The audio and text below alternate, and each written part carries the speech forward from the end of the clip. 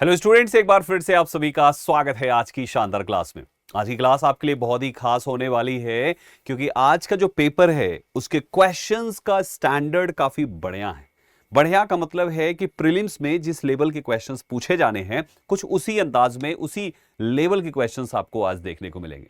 Vocabulary भी काफी अच्छी अच्छी है, ग्रामर के कॉन्सेप्ट्स भी ठीक ठाक है और आपके कॉम्प्रिहेंशन वाले क्वेश्चंस भी बढ़िया है दोस्तों। तो सेशन को पूरा देखना है, एक एक सवाल पर फोकस करते हुए मेरे साथ प्रैक्टिस करनी है। तो चलिए फिर शुरू करते हैं।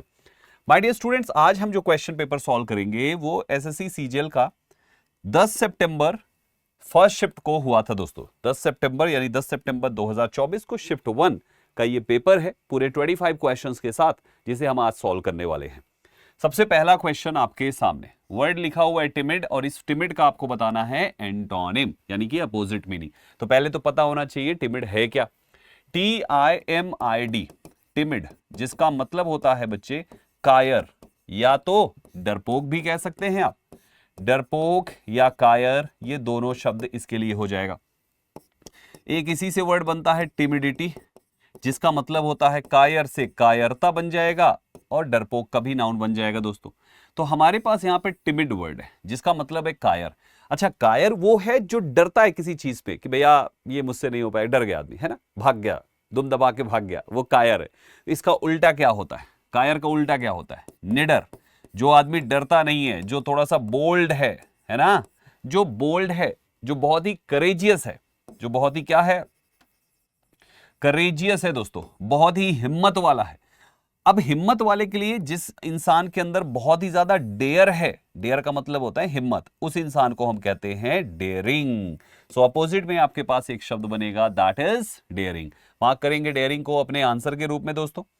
बाकी ऑप्शंस की तरफ थोड़ा सा चलें, बाकी ऑप्शंस को देखें। देखो डेयरिंग का तो पता चल गया कि अपोजिट हो जाएगा। एक एग्जाम्पल भी लिखा हुआ है कि he made a dairying escape, उसने एक डेयरिंग एस्केप किया, यानी कि बहुत ही हिम्मत के साथ बचा और निकल गया, राइट।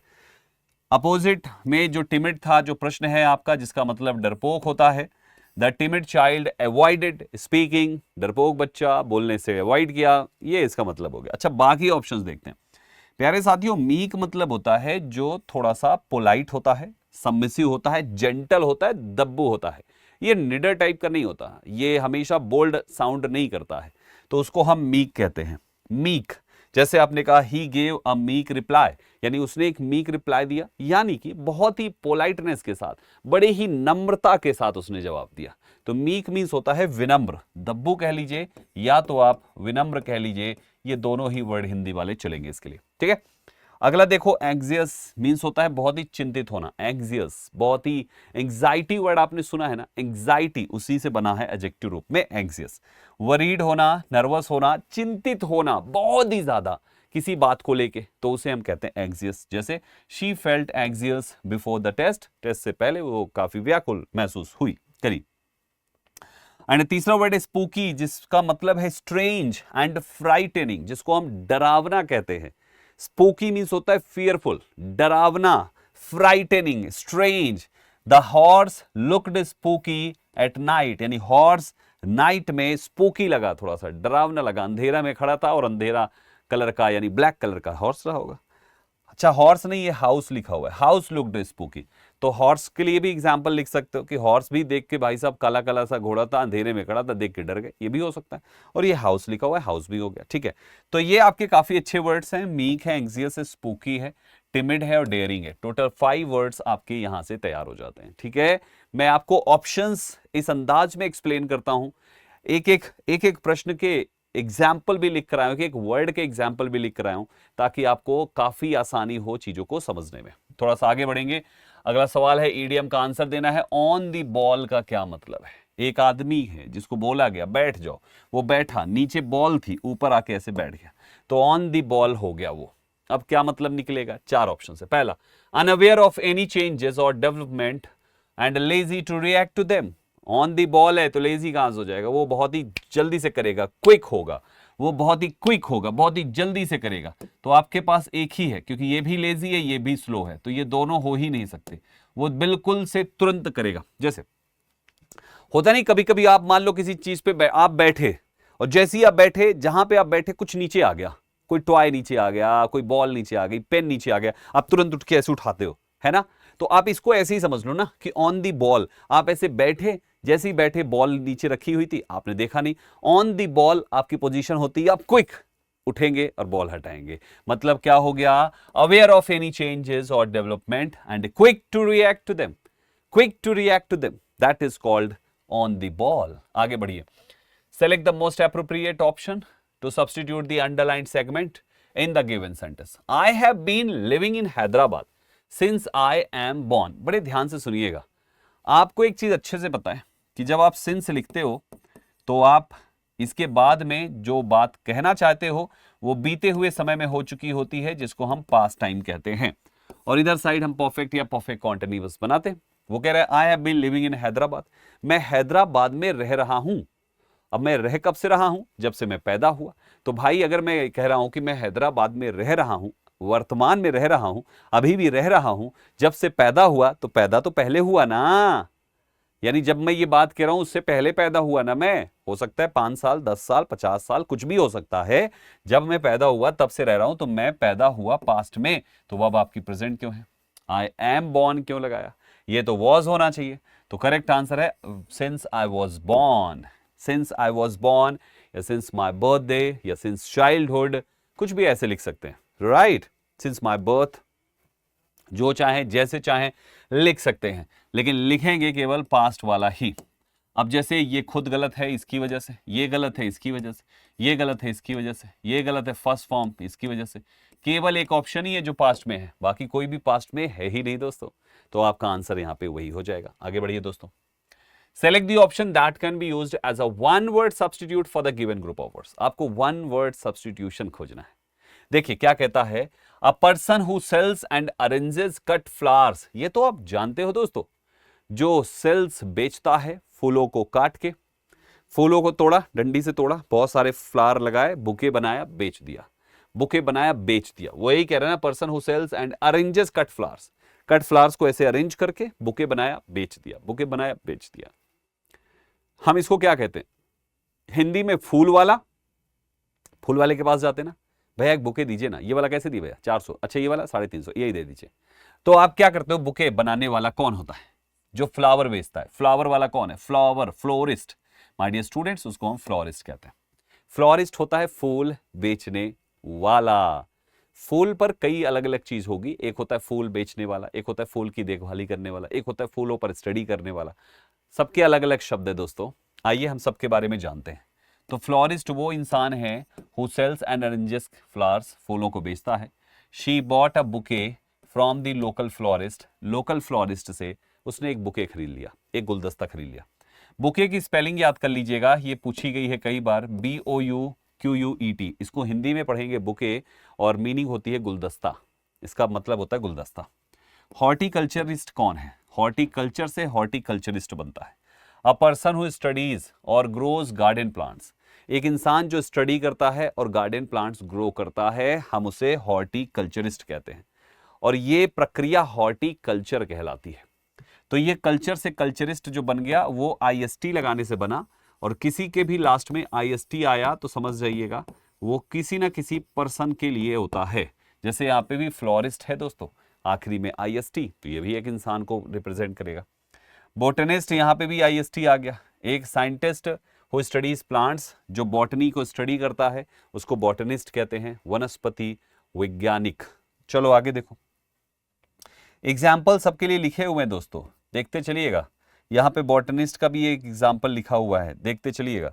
फिर अगला आगे आ जाइए दोस्तों, 2 बार लिखा हुआ है क्या इसका, ओहो सेम चीज 2 बार लिख दी गई, कोई बात नहीं, तो ये दोनों का एक ही समझिएगा। फिर आगे आइए, गार्डनर माली को कहते हैं दोस्तों, जो गार्डन की देखभाली करता है। A person who takes care of gardens, जो गार्डन की देखभाली करता है, बगीचों की देखभाली करता है, उसको हम गार्डनर कहते हैं। ठीक है बच्चे, एक बात याद रखिएगा, ये गार्डनर है और एक वर्ड होता है गार्नर, GARNER। अगर DE हटा दो तो बचेगा केवल गार्नर, और गार्नर का मतलब होता है कोई चीज को कलेक्ट करना।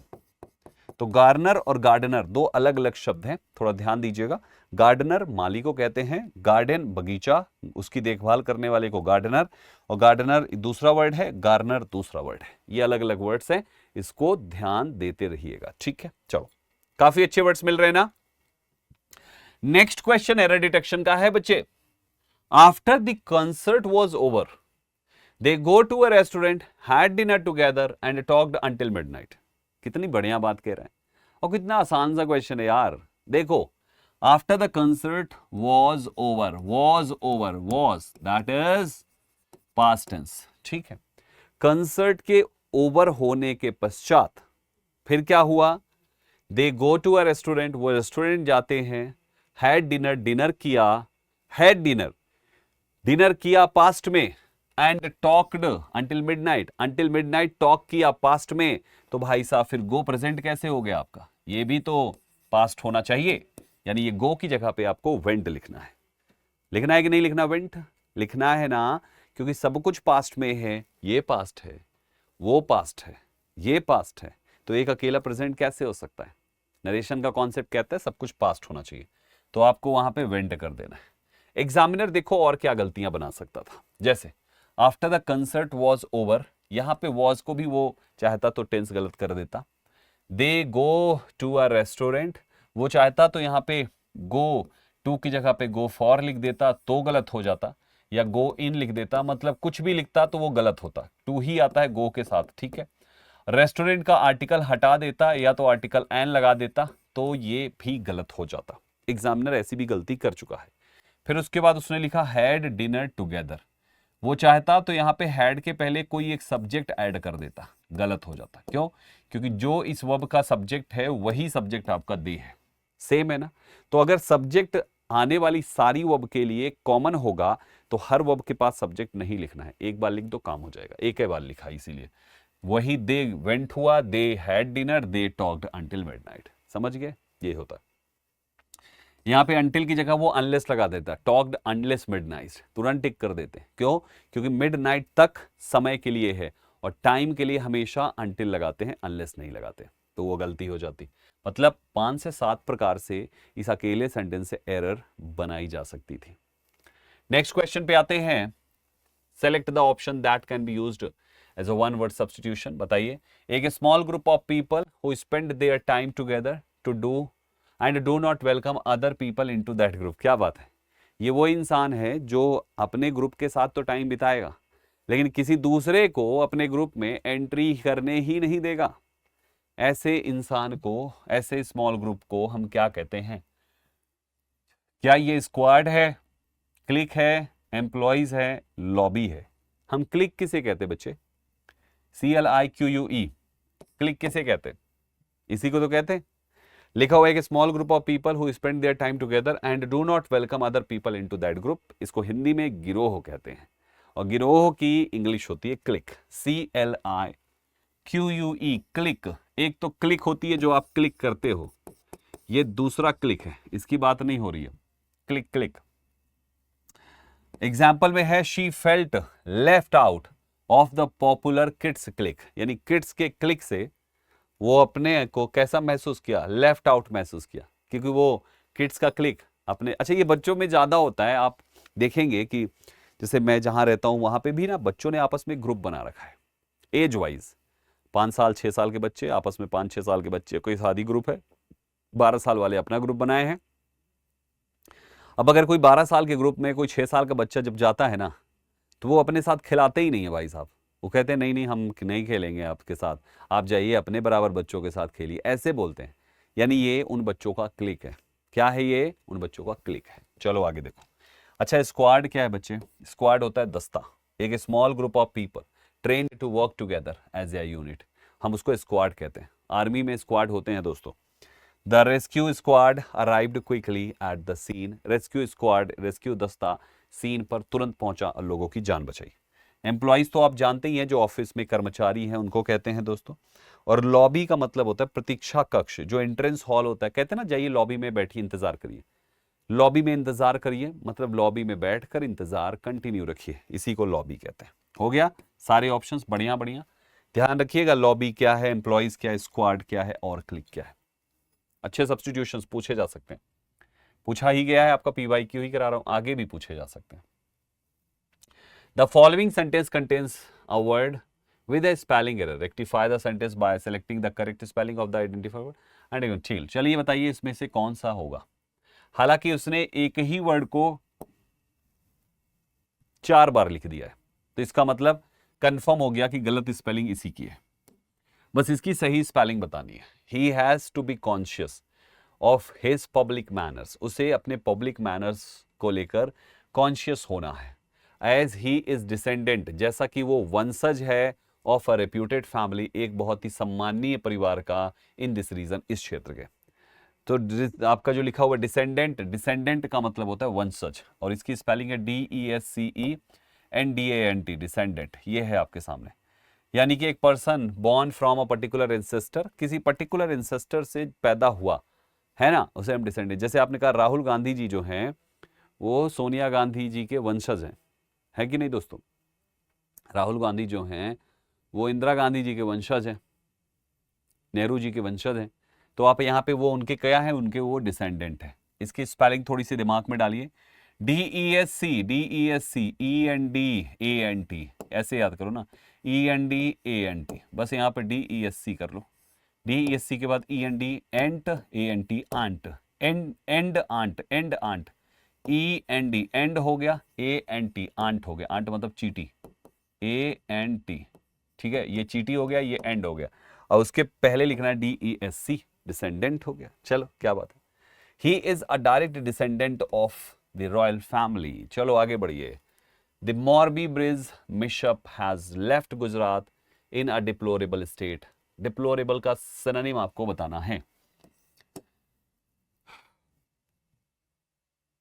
बहुत ही प्यारा सा शब्द है प्यारे साथियों। कहता है मोरबी ब्रिज मिशप, इस चीज की वजह से गुजरात में जो हुआ, उस चीज की वजह से लोगों को, गुजरात को डिप्लोरेबल स्टेट में डाल दिया।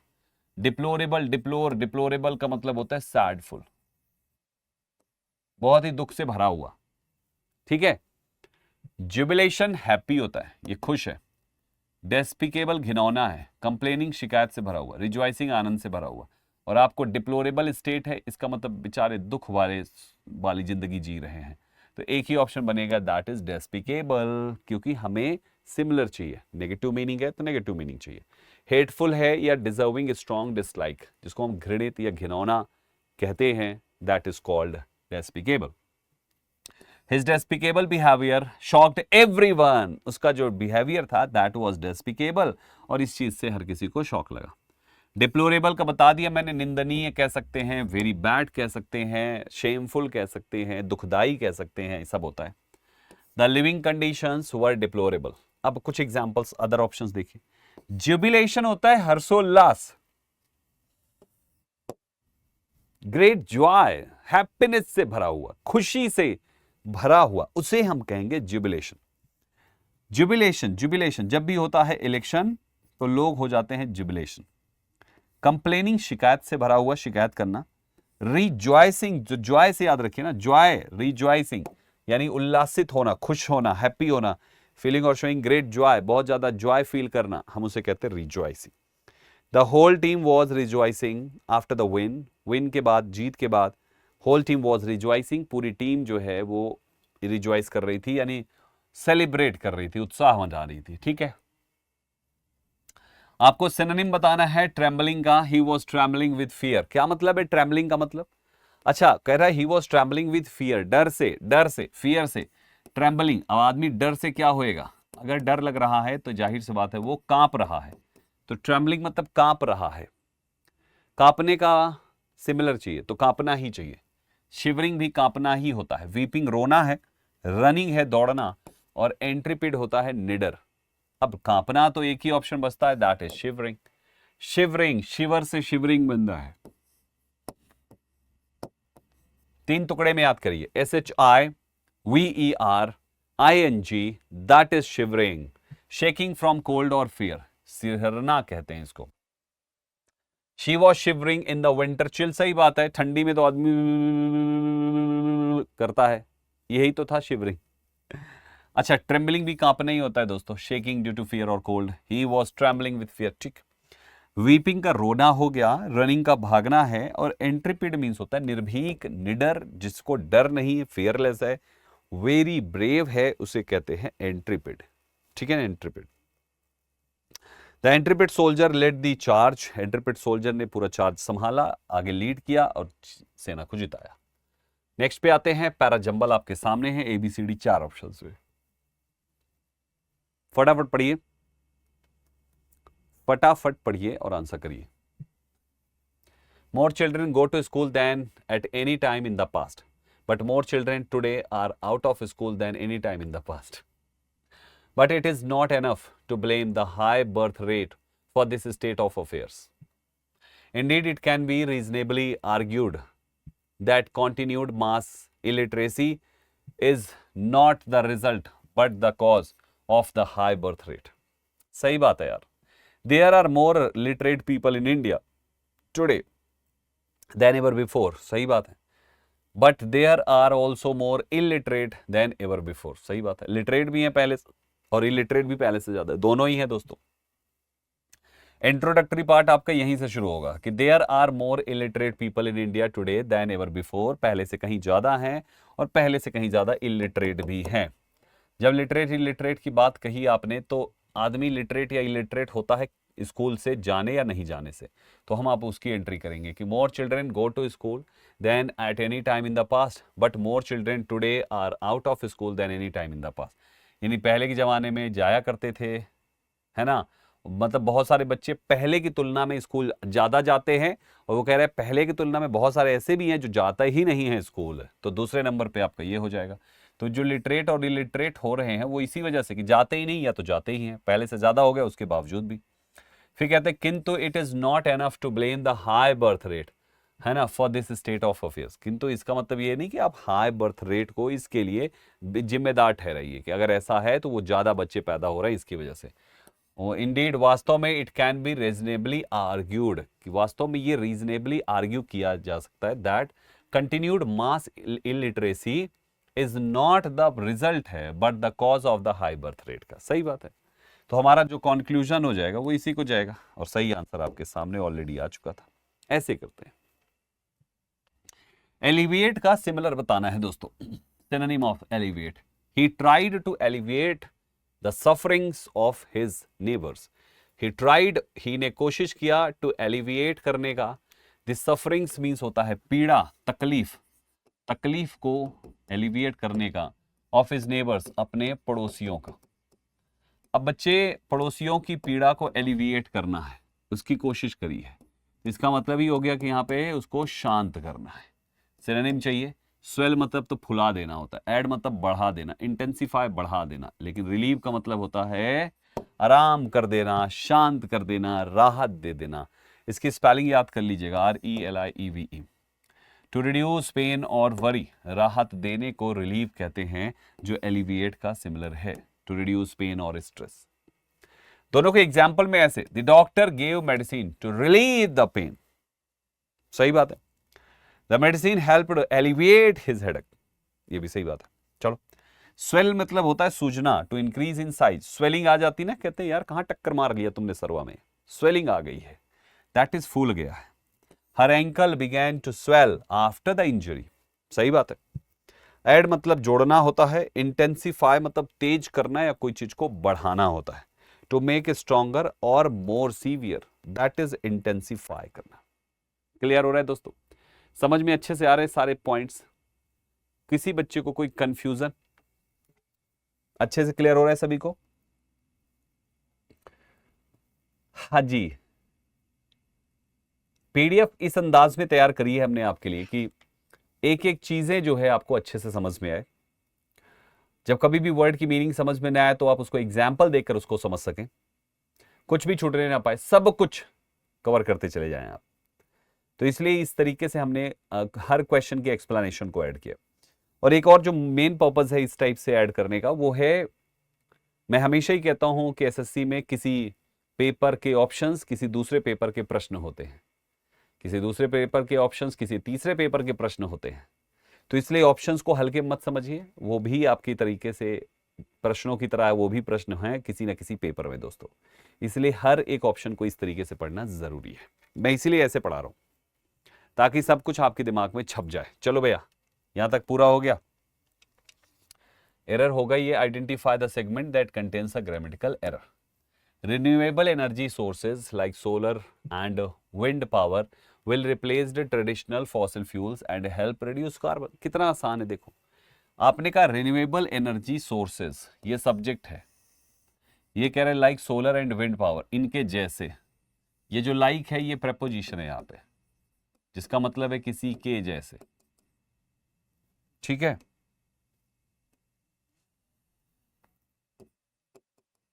के जैसे, इनकी मीनिंग है के जैसे, ठीक है। ये क्या बन गया?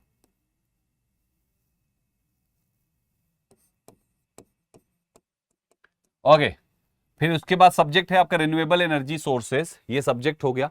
विल रिप्लेस्ड लिखा हुआ है, आप अच्छे से जानते हैं कि आपके मोडाल के बाद हमेशा मेन ऑफ की फर्स्ट फॉर्म लिखी जाती है।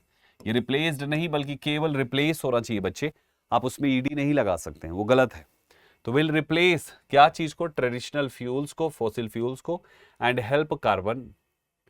हेल्प रिड्यूस कार्बन इमिशंस को, ठीक है। ये आपका प्रश्न है। अब ध्यान से देखो प्यारे साथियों, यहां पे देखो एरर तो मिल गई कि रिप्लेस्ड आपका रिप्लेस बनेगा, और क्या एरर बन सकती है? रिन्यूएबल एनर्जी सोर्सेज सब्जेक्ट है, like solar and wind power will replace traditional fossil fuels की जगह आपके एग्जाम में ट्रेडिशन फॉसिल फ्यूल्स आ चुका है।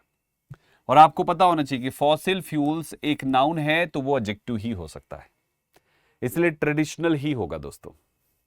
एंड यहां पे हेल्प लिखा है, इसकी जगह पे हेल्प्ड कर दिया तो गलत हो जाएगा, क्योंकि बाबू आपने विल के बाद फर्स्ट फॉर्म लिखा तो यहां पर भी फर्स्ट फॉर्म ही आनी चाहिए, क्योंकि सेम कॉमन हेल्पिंग वर्ब है। And help reduce carbon emission, help के बाद आपका एग्जामिनर हो सकता है 2+V1 लिख दे, ये भी गलत हो जाएगा, क्योंकि हम केवल V1 लिखते हैं हेल्प के बाद, है ना। Can you help me solve this question, can you help me finish this project. अब आप ये नहीं लिख सकते can you help me to finish this project, this is wrong. Can you help me finish this project, तो in the same way can you help me मतलब and help reduce carbon emission, ठीक है। आगे बढ़ेंगे दोस्तों, equivocal का similar चाहिए, identify from the option कि आप कौन सा सिमिलर होगा। इक्विवोकल, इक्वल अगर चीजें होती है, जैसे मान लीजिए आपके सामने 4 ऑप्शंस आए, एक क्वेश्चन है और उसके 4 ऑप्शंस है, और 2 ऑप्शंस आपको इक्वल लग रहे हैं, आपको समझ नहीं आ रहा बी टिक करें कि सी टिक करें।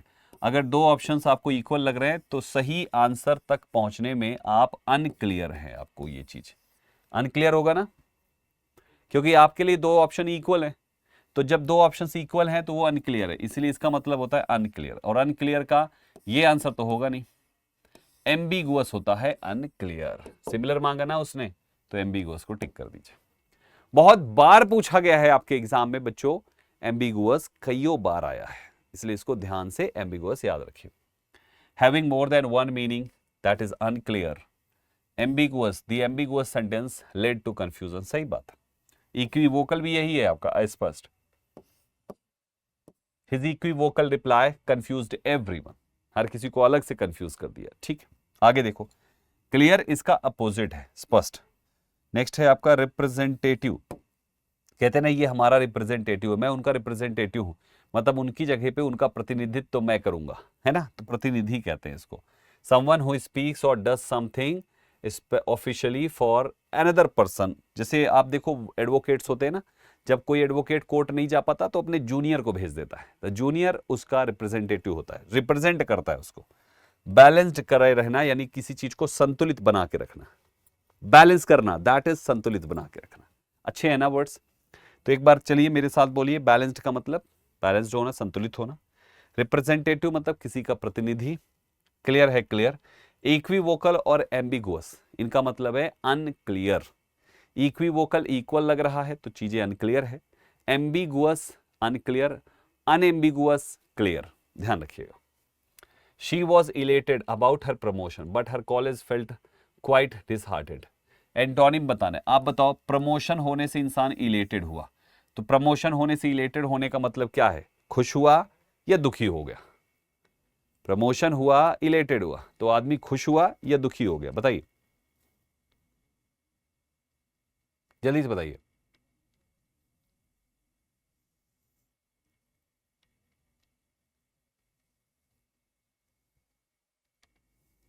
कम ऑन एवरीवन, खुश हुआ या दुखी हुआ? अरे प्रमोशन हुआ है तो खुश होगा ना, खुश का उल्टा चाहिए, अपोजिट चाहिए, तो दुखी खोजिए इसमें से। ये भी खुश है, ये भी खुश है, प्राउड होता है तो भी खुश होता है, केवल यही है अपोजिट। एग्जामिनर भी ऑप्शंस ऐसे बनाता है कि चीजें काफी इजी हो जाती है ना। डिस्करेज्ड मतलब होता है निराश। After several failed attempts he felt discouraged, है ना। और इलेटेड का बता चुका हूं, काफी खुश होना, हैप्पी होना। चीयरफुल भी खुश है, खुश मिजाज।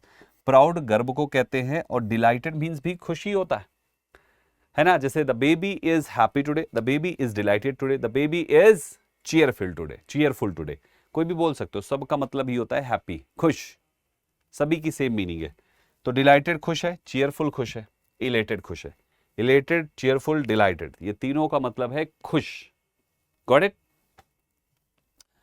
आगे बढ़ेंगे। एक्टिव पैसिव वॉइस आपके सामने है। The contract was grabbed, passive voice में दिया हुआ है, एक्टिव वॉइस में केवल ग्रैब्ड होगा विदाउट एनी हेल्पिंग ऑफ। आपके सामने हेल्पिंग ऑफ ये है, यहां पे ये है, यहां पे एस फॉर्म लगा दिया, तीन ऑप्शन इलिमिनेट हो गए, केवल एक ऑप्शन बचता है, ऑप्शन नंबर ए। मुझसे बहुत बार बच्चे पूछते रहते हैं कि सर आप कैसे कर देते हैं ये 2 सेकंड के अंदर, 1 सेकंड के अंदर, कैसे? आपको जब फाउंडेशन आपको मैं पढ़ा दूंगा ना, तो आप भी ऐसे कर लोगे बच्चा, घबराइएगा नहीं, ये 1-1, 2-2 सेकंड में, है ना। Was plus grabbed passive voice है ये, और इसको एक्टिव बनाओगे तो केवल ग्रैब्ड होना चाहिए, है ना दोस्तों। अगर ये नेगेटिव होता, वॉज नॉट ग्रैब्ड, अगर होता was not plus third form, तो इसका एक्टिव वॉइस हम पता है क्या बनाते, did not first form. Past indefinite बनाना है, दैट्स इट। आगे बढ़ेंगे दोस्तों। Select the most appropriate idiom to fill in the blank. क्या होना चाहिए idiom? I am dash about whether to accept the job offer और continue freelancing, both options have their advantage. क्या बात है, मतलब एक आदमी के पास 2 ऑप्शन आया, उसने सोचा कि मैं अपनी जॉब को ज्वाइन कर लूं, जॉब ऑफर आया हुआ है उसको ज्वाइन कर लूं, या मैं फ्रीलांसिंग कंटिन्यू रखूं। तो ये आदमी दुविधा में हो गया। दुविधा में होने के 4 ऑप्शंस है। On the fence, on the fence है, समझ में नहीं पा रहा इधर जाऊं कि उधर जाऊं, इसलिए ऑन द फेंस आपका सही जवाब है। ऑन द फेंस का मतलब है अनडिसाइडेड होना, है ना, not able to take side any of the sides, ना समझ में आ रहा है इधर जाऊं कि इधर जाऊं, तो वो ऑन द फेंस बैठ गया बीचों बीच जाके। He is still on the fence about which universities to choose. बाकी ऑप्शन देखो, ये ईडियम है कटिंग कॉर्नर्स, जिसका मतलब है doing something in a quick and cheap way, उसे हम कहते हैं काम को जल्दी और आसान तरीके से कर डालना। ये इसका example. Left out in the cold, left out, out को आउट में छोड़ दिया, इन द कोल्ड ठंडी में। ठंडी में बाहर छोड़ने का मतलब है उसको इग्नोर करना, नजरअंदाज करना, इग्नोर करना, है ना, कहीं से बाहर कर देना, उसे कहते हैं। अप इन आर्म्स का मतलब होता है जब आप आर्म्स को ऊपर उठाते हो, कहते हैं ना देखो उसके ऊपर हाथ मत उठाना, हाथ मत उठाना, यानी हाथों को उठाना, आर्म्स को अप करना, और आर्म्स अप हुआ इसका मतलब सामने वाला गुस्से में, वो लड़ाई करेगा। वेरी एंग्री और अपसेट होना। याद हो गए सारे idioms? Select the correctly spelled, इसमें से कोई एक स्पेलिंग करेक्ट है। कॉन्सेंसस, एंटरप्रेन्योरशिप, कलीग, बिजार, बहुत इजी है। एंटरप्रेन्योरशिप ये सही स्पेलिंग है, बाकी स्पेलिंग गलत है। प्यारे साथियों मैं आपको याद करा देता हूं, बहुत बड़ी स्पेलिंग है ना। एक पैटर्न बना लो, सबसे पहले ईएन लिखो, एंटरप्रेन्योरशिप की शुरुआत ईएन से होती है, ठीक है, ईएन लिखो। फिर एक पैटर्न बनाओ, TREPRE, आंतरपर, आंतरपर, तरपर, तरपर, तरपर, ईएन पहले लिख लो, फिर TREPRE, पैटर्न बन गया ना, TREPRE, ये बन गया पैटर्न, TREPRE। इसके बाद क्या बचा? आंतरपर, तरपर, फिर लिखना है ने योर शिप, ने शॉर्टकट वाला योर जो हम व्हाट्सएप पे लिखते हैं, योर, ने योर, उसके बाद शिप। याद हो गया? Entrepreneurship, entrepreneurship. अब मतलब क्या है इसका? the activity of setting up a business and taking financial risk, taking of financial risk लेना, उसे हम कहते हैं दोस्तों। सो आपका एंटरप्रेन्योरशिप, एंटरप्रेन्योर उसको कहते हैं जो कोई बिजनेस खड़ा करता है, बिजनेस की शुरुआत करता है रिस्क तरीके से, उसको कहते हैं। कॉन्सेंसस होती है आम सहमति, जनरल एग्रीमेंट, इसको हिंदी में हम आम सहमति कहते हैं, यानी सब लोगों ने सहमति दे दी, हम उसे कंसेंसस कहते हैं। इसकी स्पेलिंग है CONSENSUS। कलीग आप जानते ही हैं, person with home one works, जिसके साथ आप काम करते हैं। बिज़ार का मतलब होता है अजीब, BIZARRE, वेरी स्ट्रेंज और अनयूजुअल को हम बिज़ार कहते हैं। वेरी वेरी इंपॉर्टेंट, मार्क कर लेना भाइयों।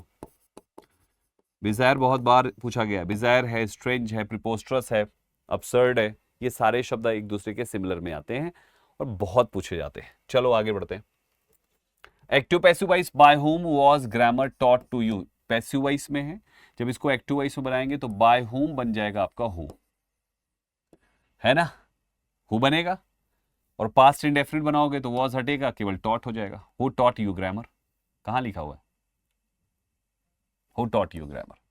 तो सही आंसर है आपका ऑप्शन नंबर डी। दोस्तों आपको ये कॉन्सेप्ट पता है ना कि जब हु से शुरू हो तो हम उसको बाय हुम बना देते हैं, तो जिसमें बाय हुम से नहीं शुरू वो गलत हो गया। फिर आपका ये पास्ट इंडेफिनिट है, ये आपका past indefinite was plus third form होना चाहिए ना। आप ध्यान से देखो, यहाँ पे हैड प्लस थर्ड फॉर्म लिख दिया, गलत हो गया।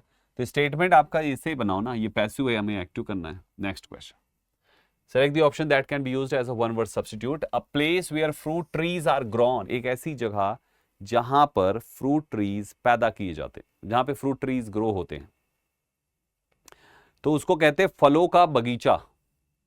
फल के बगीचे ही तो होते हैं, हम उसे ऑर्चर्ड कहते हैं। ऑर्चर्ड, ऑर्चर्ड मतलब होता है फलों का बगीचा, ORCHARD, ऑर्चर्ड है फलों का बगीचा। The orchard was full of ripe apples, orchard that is फलों का बगीचा। गार्डन तो आप जानते हो, बगीचा, उद्यान, अभी हम लोगों ने गार्डनर किया था ना, देखो वही दोबारा है। क्वे का मतलब होता है एक long structure usually built of stone, जहां पे boats can be tied up to take on और ऑफ देयर गुड्स। नाव जहां पे लगाई जाती है नदियों में, जहां पक्का किनारा बना देते हैं ताकि कीचड़ में ना फंसे, और वहीं से लोगों का चढ़ना उतरना या सामान को लादना उतारना होता है, उसी को क्वे कहते हैं, QUAY। हिंदी में इसे घाट कहते हैं। और म्यूजियम तो आप जानते ही हो, हिंदी में संग्रहालय हो जाता है ना, prime minister museum, president museum, तो म्यूजियम होता है। ठीक, चलो। A government by the officials, wow, चारों ही ऑप्शंस आपके गवर्नमेंट के हैं। ऑटोक्रेसी, ऑटो से याद रखिए, ऑटो मतलब होता है सिर्फ एक। Bureaucracy, monarchy, plutocracy. ब्यूरोक्रेसी प्रश्न है आपका, government by the officials, officials के द्वारा बनाई गई सरकार ब्यूरोक्रेसी कहलाती है। इसकी स्पेलिंग भी याद कर लीजिएगा, हालांकि सब्स्टिट्यूशन में ही पूछा जाएगा। Government by officials rather than elected representatives, officials चुनेंगे, इलेक्टेड रिप्रेजेंटेटिव्स के द्वारा नहीं। Bureaucracy delayed the approval of the project, example हो गया। दूसरा देखो, ऑटोक्रेसी, ऑटो मतलब सेल्फ, क्रेसी मींस गवर्नमेंट, यानी सेल्फ की गवर्नमेंट है, तो rule by one person, self के द्वारा ही सरकार चलाई जा रही है विद टोटल पावर के साथ, इसको तानाशाही कहते हैं। हिटलर तानाशाह था ना, तानाशाही इसी कहते हैं, है ना। The nation was under autocracy for decades. दूसरा देखो, मोनार्की मींस होता है rule by a king. Monarchy जब राजा या रानी के द्वारा शासन चलाया जाता है तो उसको मोनार्की कहते हैं। हिंदुस्तान में पहले मोनार्की था, आजकल क्या है, डेमोक्रेसी। बिल्कुल सही है, डेमोक्रेसी में डेमो मतलब पीपल है, क्रेसी मतलब गवर्नमेंट, पीपल की गवर्नमेंट है, तो मोनार्की हो गया। The monarchy has existed for centuries, centuries से एग्जिस्ट कर चुकी है। प्लूटोक्रेसी में प्लूटो मीन्स होता है धनिक, अमीर, पैसे वाले। So government by the wealthy, अमीर लोगों के द्वारा जब सरकार बनती है। The country is increasingly seen as a plutocracy, अमीर लोग बैठते हैं और वो मिलकर गवर्नमेंट बना कि भैया यही सरकार चलाएंगे, इनको बनाइए। राजा का बेटा राजा नहीं बनेगा, वही बनेगा जो हकदार होएगा। सो गाइस, प्लूटोक्रेसी मतलब होता है प्लूटो के द्वारा क्रेसी की जाए, यानी कि अमीर लोगों के द्वारा गवर्नमेंट बनाई गई। ठीक है, 20 प्रश्न हो गए। अब आइए 21, यहां से क्लोज टेस्ट है, बड़े ध्यान से मेरे साथ करिएगा क्लोज टेस्ट, ठीक है। यहां से पढ़िए, the third national wildlife action plan for 2017-31 underlining India's plan for wildlife conservation was unveiled dash the global wildlife program. Preposition आएगा, अनवेल्ड का फिक्स्ड प्रेपोजिशन है, जिसके साथ प्रेपोजिशन एट आता है, unveiled at the global wildlife program. Unveiled at होता है, fixed है, ठीक है। सो हम इसको याद कर लेंगे। सेकेंड नंबर पे आता है wildlife program conference. The plan recognises dash addresses concerns pertaining to climate changes. The plan recognises, आपके चार ऑप्शन हैं। रिकॉग्नाइजेस डैश एड्रेसेस, फिर से प्रपोजिशन बेस्ड है, लेकिन वो क्या कह रहा है कि द प्लान रिकॉग्नाइजेस, फिर उसके बाद ब्लैंक के बाद उसने एड्रेसेस, ये दो एस और ई एस वाले शब्द डाल दिए, तो क्या बीच में कंजंक्शन आएगा? प्यारे साथियों, जब वहां पे वो रिकॉग्नाइज, द प्लान रिकॉग्नाइजेस और एड्रेसेस, यानी प्लान ही इसको भी करेगा और इसको भी करेगा, तो ये दोनों ही हमारी वर्ब है, और वर्ब को जोड़ने के लिए प्रेपोजिशन थोड़ी चाहिए, इसलिए हम यहाँ पे कंजंक्शन एंड चूज कर लेंगे। आगे बात समझ में? थोड़ा सा आगे बढ़ेंगे दोस्तों 23 में। Addresses concerns pertaining to climate changes and its impact on wildlife. The plan details the importance of ecosystems for food production, health and other aspects of dash survival. Survival किसका होगा यहाँ पे? किसके सर्वाइवल की बात होगी? Group survival, human, species or breed? इंसानी survival की बात होगी, दैट इज ह्यूमन, और तो कोई हो नहीं सकता, नस्लों को थोड़ी सर्वाइव कराना है। So health and other aspects of human survival and sustainable development. चलिए 24 पे आइए। It also emphasises preservation of genetic dash and sustainable utilisation. तो ये ऑल्सो एम्फेसाइज करता है प्रिजर्वेशन ऑफ जेनेटिक, कौन सी चीज? जेनेटिक कॉन्फ्लिक्ट्स नहीं, genetic diversity, genetic diversity, genetic diversity को भी ये एम्फेसाइज करता है, क्योंकि बहुत ज्यादा डाइवर्सिटी देखने को मिलती है जेनेटिक, राइट। कॉन्फ्लिक्ट्स नहीं, विवाद नहीं, फोकस नहीं, रिजेक्शन नहीं, रिजेक्शन कहते हैं ना, रिजेक्ट किया, रिजेक्शन मिला इसे। और आखिरी ब्लैंक यहां पे कहता है the plan underscores rehabilitation of threatened wild life species dash inland aquatic. अब आपके सामने जिसमें इनलैंड एक्वेटिक, कोस्टल और मैरीन इकोसिस्टम भी शामिल है, इंक्लूड है, तो हम यहां पे इंक्लूडिंग डाल देंगे दोस्तों, that is option number A. सही आंसर ये हो जाएगा। तो ये रहे आपके पूरे 25 क्वेश्चंस। आपने क्या स्कोर किया है आउट ऑफ 25, ये आप हमें कमेंट में जरूर बताइएगा दोस्तों। मैं जानना चाहूंगा आपके 25 में क्या स्कोर आया, ठीक है। चलिए हम नेक्स्ट क्लास में मिलेंगे दोस्तों, फिर से कुछ नया पेपर सेट लेकर, अगला पेपर सेट लेकर ऑब्वियसली, यानी इसका सेकंड शिफ्ट, 10 तारीख का पहला शिफ्ट था ये, 10 तारीख का सेकंड शिफ्ट लेकर हम आपके साथ फिर से जुड़ेंगे। नए 25 क्वेश्चंस होंगे दोस्तों। आप अपनी प्रिपरेशन इन टेस्ट से चेक कर सकते हैं कि आप कहां पर स्टैंड करते हैं, और ये प्रिपरेशन, ये प्रैक्टिस आपकी बहुत ज्यादा हेल्पफुल होगी। मैं जिस तरीके से आपको चीजें एक्सप्लेन करता हूं और ऑप्शंस देता हूं, आप इन पीडीएफ को भी डाउनलोड करते चलिएगा दोस्तों। ये पीडीएफ्स भी आपकी काफी हेल्पफुल आपके लिए होंगी, इसलिए इनको डाउनलोड करते चलिएगा, ठीक है। चलिए फिर मिलते हैं आप सभी से इसके अगले एपिसोड में, अगले सेट ऑफ पेपर लेकर। तब तक अपना ख्याल रखें, मेहनत से पढ़ें और आगे बढ़ते रहें। Thank you very much for joining this session. All the best guys, जय हिंद।